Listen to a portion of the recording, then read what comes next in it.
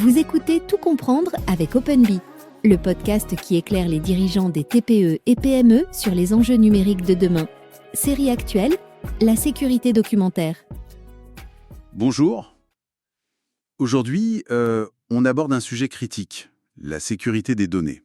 C'est, on le sait, absolument vital pour n'importe quelle entreprise. Ah ouais, clairement. Sans sécurité, difficile de construire la confiance. Et cette confiance, elle repose sur des garanties solides. Exactement.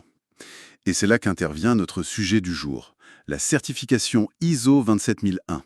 On va essayer de comprendre ce que c'est et pourquoi c'est si pertinent, notamment quand on parle de solutions GED, vous savez, la gestion électronique de documents. Oui, un lien très important. Notre analyse, elle va s'appuyer sur les infos fournies par OpenBee, qui est justement certifié.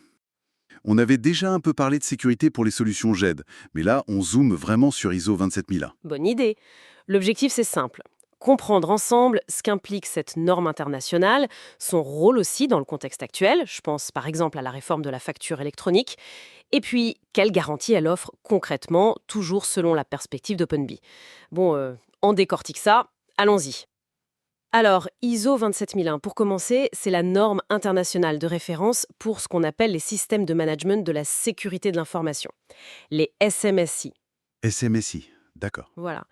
Et ce qui est important, c'est qu'elle ne donne pas juste une liste de contrôles, elle exige vraiment la mise en place d'un système complet, cohérent, une vraie démarche structurée. Un système, c'est-à-dire Ça veut dire évaluer les risques qui pèsent sur les informations, mettre en place des processus, des contrôles pour les maîtriser, et surtout s'inscrire dans une logique d'amélioration continue. C'est pas un projet ponctuel, quoi. Je vois, c'est un processus constant, exactement. L'idée, c'est de protéger 3 aspects clés, la confidentialité, l'intégrité et la disponibilité des informations sensibles. C'est vraiment devenu le standard en sécurité informatique. Et OpenBee insiste là-dessus, j'imagine. Oui, tout à fait. Leurs informations soulignent bien que c'est crucial pour la conformité. Vous parliez de la facture électronique, c'est un excellent exemple. Certaines plateformes, pour devenir plateforme de dématérialisateurs partenaires, ou PDP, doivent montrer patte blanche en matière de sécurité. ISO 27001, c'est un gage très sérieux. Donc, obtenir cette certification, c'est un signal fort envoyé aux partenaires, aux clients. Absolument. Ça renforce la confiance. Et ça ne concerne pas que les entreprises privées, Les ONG, les administrations, tout le monde peut être concerné. Le but final, identifier les menaces, gérer les risques et mettre en place les protections adaptées. Toujours avec cette idée d'amélioration. C'est très clair sur l'importance stratégique, oui. Mais si on regarde de plus près, ça couvre quoi exactement? Quand OpenBee dit être certifié, qu'est-ce qui est inclus dans le périmètre? C'est une excellente question. Le périmètre est fondamental. OpenBee précise, par exemple, que leur certification couvre l'ensemble de leurs services hébergés. Ça va du support au développement, en passant par la mise en production et la maintenance. C'est assez large. Oui, et c'est un bon point. Un périmètre bien défini et large, comme celui décrit par OpenBee, montre que la démarche sécurité est intégrée à tous les niveaux du service fourni. Alors, au cœur de cette norme, il y a 4 critères de sécurité essentiels, qu'OpenBee détaille bien d'ailleurs. Lesquels? Alors, premièrement, la confidentialité. C'est assez simple, s'assurer que seules les personnes autorisées peuvent accéder à l'information.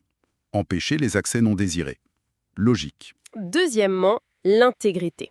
Là, il s'agit de garantir que l'information est exacte, qu'elle est complète et surtout qu'elle n'a pas été altérée ou modifiée sans autorisation. C'est crucial pour la fiabilité des données. D'accord. Intégrité, c'est donc l'exactitude et la non-altération. Voilà. Troisième critère, la disponibilité. Ça veut dire que l'information doit être accessible aux utilisateurs qui en ont le droit quand ils en ont besoin. C'est fondamental pour que l'activité puisse continuer sans interruption. Confidentialité, intégrité, disponibilité, le trio classique de la sécurité info. Exactement. Mais il y a un 4e pilier, parfois un peu moins mis en avant, mais tout aussi vital, c'est la traçabilité. La traçabilité. Oui, c'est la capacité de savoir qui a fait quoi et quand sur les données ou le système, qui a accédé, qui a modifié. Cette traçabilité est indispensable pour pouvoir imputer les actions, pour comprendre ce qui s'est passé en cas d'incident et pour la transparence en général. Ah oui, je vois. C'est essentiel pour la responsabilité, en fait. Tout à fait. Ces 4 éléments, confidentialité, intégrité, disponibilité et traçabilité, forment vraiment le socle sur lequel repose la sécurité et la confiance qu'on peut avoir dans un système géré selon ISO 27001. D'accord. Très clair. Donc, pour résumer un peu, ISO 27001, c'est ce cadre robuste reconnu mondialement pour gérer la sécurité de l'information. Et comme le montre bien l'approche décrite par OpenBee, tout s'articule autour de ces 4 piliers: confidentialité, intégrité, disponibilité et traçabilité. Alors, si on prend un peu de recul, qu'est-ce que tout cela signifie pour quelqu'un qui utilise, disons, une solution GED comme celle d'OpenBee? Pourquoi c'est important? C'est un gage de confiance majeur. Oui, c'est plus qu'un simple logo sur un site web, j'imagine. C'est un indicateur concret que l'organisation prend la sécurité de vos données très au sérieux. Et avec les évolutions réglementaires, comme pour la facture électronique, ça devient même un critère de choix quasi obligatoire pour certaines plateformes critiques. Exactement. Ça montre une certaine maturité, un engagement dans la durée, et ça soulève d'ailleurs une question intéressante pour finir. Ah, laquelle? Obtenir la certification, c'est une étape, une photo à un instant T en quelque sorte. Mais les cybermenaces, elles, évoluent constamment. Elles deviennent de plus en plus sophistiquées. C'est vrai. Alors la vraie question, au-delà de la certification initiale, c'est comment les organisations certifiées comme OpenBee assurent-elles cette vigilance de tous les instants? Comment maintiennent-elles cette capacité d'adaptation face à un paysage de menaces qui, lui, ne s'arrête jamais? La norme donne le cadre, oui, mais la sécurité active, c'est un effort continu. Une excellente question pour laisser nos auditeurs réfléchir. La certification comme point de départ et non comme une fin en soi. Merci beaucoup pour cet éclairage. Avec plaisir.